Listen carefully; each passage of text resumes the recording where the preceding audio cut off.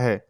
दोस्तों ये काफ़ी इफेक्टिव कैंडलस्टिक पैटर्न है अगर सही तरीके से इसे यूज़ किया जाए तो।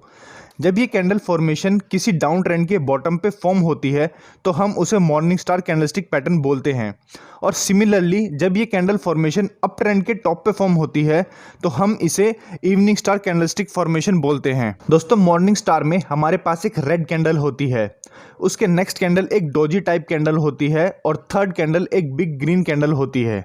सेम ऐसे ही इवनिंग स्टार में हमारी जो फर्स्ट कैंडल होती है वो एक ग्रीन कैंडल होती है और सेकंड कैंडल एक डोजी टाइप कैंडल होती है और थर्ड कैंडल एक बिग रेड कैंडल होती है। तो ये सब कैंडलस्टिक मिलकर इस कैंडल पैटर्न को फॉर्म करती हैं। आइए तो इसके पीछे के लॉजिक को समझते हैं।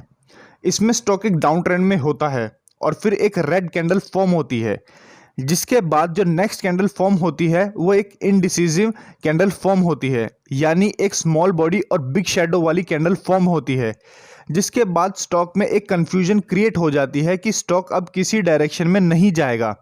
और ये इनडिसिसिव कैंडल जो प्रीवियस ट्रेंड चल रहा होता है उस ट्रेंड के फेड आउट होने का संकेत देती है। ये स्मॉल बॉडी और बिग शैडो वाली कैंडल स्टॉक में एक डाउट क्रिएट कर देती है कि शायद स्टॉक अब और फॉल नहीं करेगा, और उसके बाद जो हमारी थर्ड कैंडल फॉर्म होती है वो एक बिग ग्रीन कैंडल फॉर्म होती है, जो कि उस डाउट को हटाने का काम करती है और एक पॉजिटिव सिग्नल देती है। दोस्तों एक इम्पॉर्टेंट चीज़ याद रखना कि जो थर्ड कैंडल है यानी जो ग्रीन कैंडल है फॉर्म हुई है वो सेकंड इनडिसिसिव कैंडल के हाई के ऊपर क्लोज करे और फर्स्ट रेड कैंडल के मिड के ऊपर क्लोजिंग दे, तभी ये पैटर्न वैलिड माना जाएगा। सिमिलरली ही इवनिंग स्टार में स्टॉक एक अप ट्रेंड की डायरेक्शन में होता है और फिर टॉप पे हमें फर्स्ट कैंडल ग्रीन कलर की यानी एक बुलिश कैंडल मिलती है और सेकंड कैंडल एक इनडिसिसिव कैंडल फॉर्म होती है, जिसकी confirmation next big red candle यानी एक बड़ी बेरिश कैंडल उसके लो और फर्स्ट कैंडल के मिड के नीचे क्लोजिंग देकर देती है। चलिए तो अब जानते हैं हमें इसे कैसे ट्रेड करना है।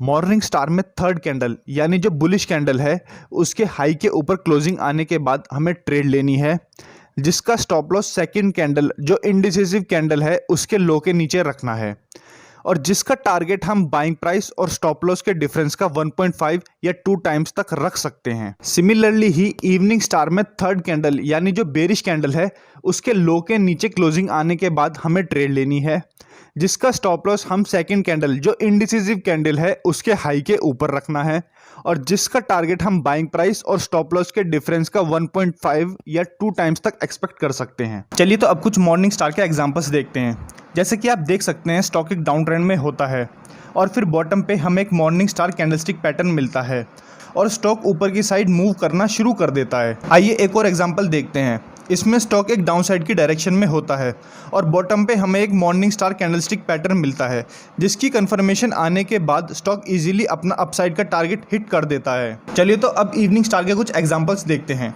इसमें स्टॉक एक अप ट्रेंड की मूवमेंट में होता है और अपसाइड के टॉप पे हमें एक इवनिंग स्टार कैंडलस्टिक पैटर्न मिलता है, जिसकी कंफर्मेशन आने के बाद स्टॉक ने आसानी से अपना डाउन साइड का टारगेट हिट कर दिया। आइए तो एक और एग्जांपल देखते हैं।